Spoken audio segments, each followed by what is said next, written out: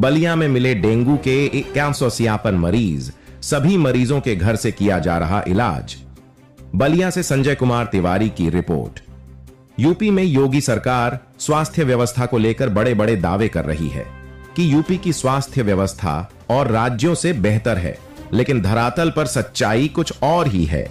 जी हां, हम बात करते हैं यूपी के बलिया से, जहां बलिया में बढ़ते डेंगू के मरीजों की संख्या में लगातार हो रही वृद्धि के आंकड़े चौंकाने वाले हैं। जहां लगातार डेंगू के मरीजों की संख्या में भारी इजाफा हुआ है। 1 जनवरी से लेकर अब तक 157 डेंगू के मरीजों की संख्या बताई जा रही है। हालांकि वर्तमान में अभी 40 मरीज हैं और 100 मरीज ठीक हो गए हैं। 40 मरीजों का इलाज अभी चल रहा है और जो बाकी मरीज है वह स्वस्थ हो गए हैं।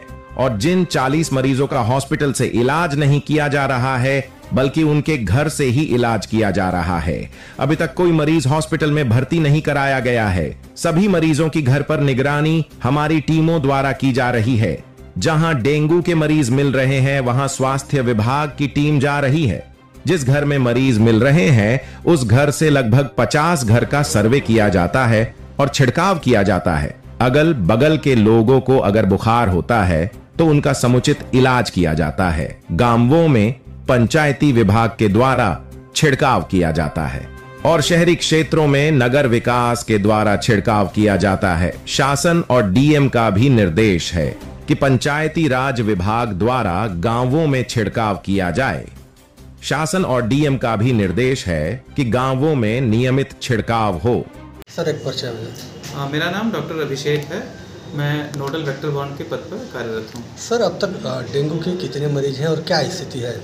देखिए, 1 जनवरी से लेकर के अभी तक जनपद में कुल 157 डेंगू के जो केसेस हैं वो संसूचित हुए हैं और इसमें से 40 मरीज ऐसे हैं जो वर्तमान में अभी इनका इलाज चल रहा है। बाकी सभी मरीज जो है वो स्वस्थ हो गए हैं।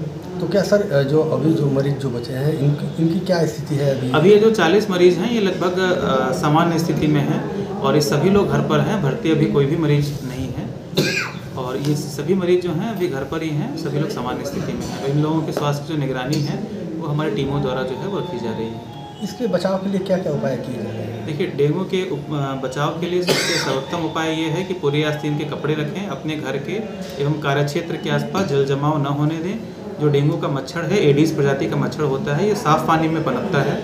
इसीलिए अपने घर और कार्यक्षेत्र के आसपास जल जमाव न होने दें और दिन के समय ये मच्छर काटता है, इसीलिए पूरे आस्तीन के कपड़े पहन के रहें। रात में मच्छरदानी में सोएं, ये मुख्य है। विभाग की तरफ से कहीं पर भी अगर डेंगू के केस संसूचित होते हैं तो वहाँ पर स्वास्थ्य विभाग की टीम जाती है और जिस घर में मरीज रह रहा होता है उसके 50 घर के दायरे में सर्वे किया जाता है। लार्विसाइडल का छिड़काव किया जाता है। सोर्स रिडक्शन किया जाता है। सोर्स रिडक्शन का तात्पर्य है किसी के घर में अगर कोई साफ जल का स्रोत जमा है तो उसे खाली करवाया जाता है। लोगों को जागरूक किया जाता है। इसके अलावा सर्वे करके बुखार के कोई भी मरीज अगर चिन्हित होते हैं तो उनका समुचित उपचार करके उन्हें जो है दवाई प्रदान की जाती है टीम द्वारा। लेकिन सर, देखा जा रहा है कि गांव में कहीं भी छिड़काव इस तरह के नहीं हो रहे हैं। देखिए, गांव में जो रूटीन का छिड़काव है वो मैं बताना चाहूँगा कि पंचायती राज विभाग के माध्यम से किया जाता है और शहरी क्षेत्रों में जो छिड़काव है रूटीन का वो नगर विकास विभाग के द्वारा किया जाता है।